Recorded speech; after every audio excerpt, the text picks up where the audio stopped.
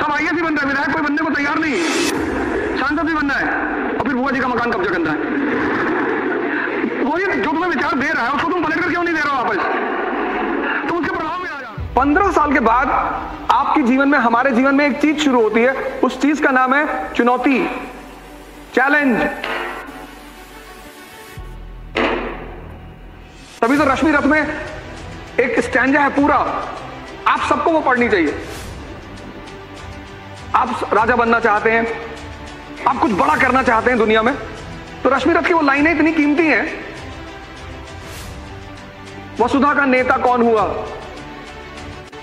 वसुधा मतलब धरती, इसका नेता कौन हुआ? भूखंड विजेता कौन हुआ? सिकंदर की बात हो रही है। अतुलित यश क्रेता कौन हुआ?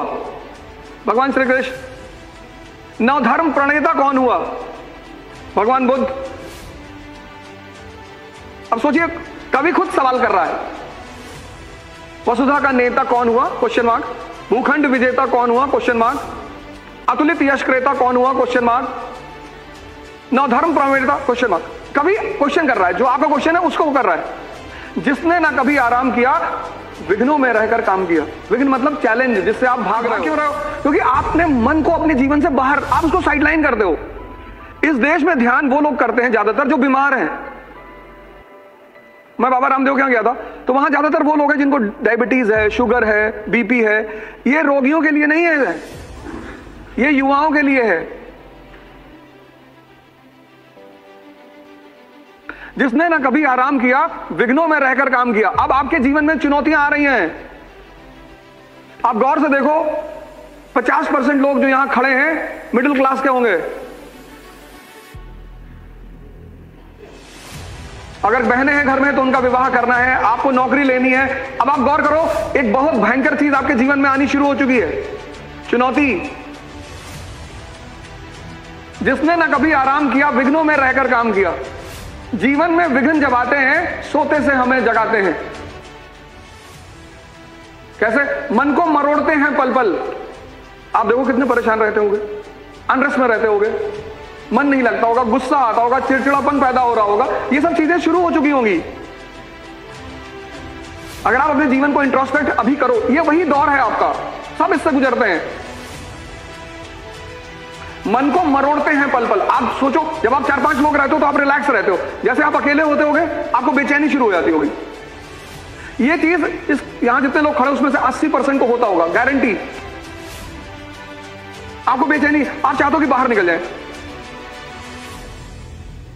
अकेले ना रहे।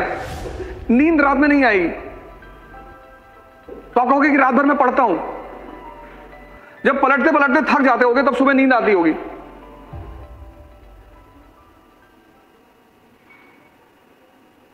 मन को मरोड़ते हैं पल पल, तन को कहीं बीमारी हो गई, कहीं पेट में दर्द हो गया, किसी को माइग्रेन होगा। आजकल के सबसे बड़ा रोग माइग्रेन है।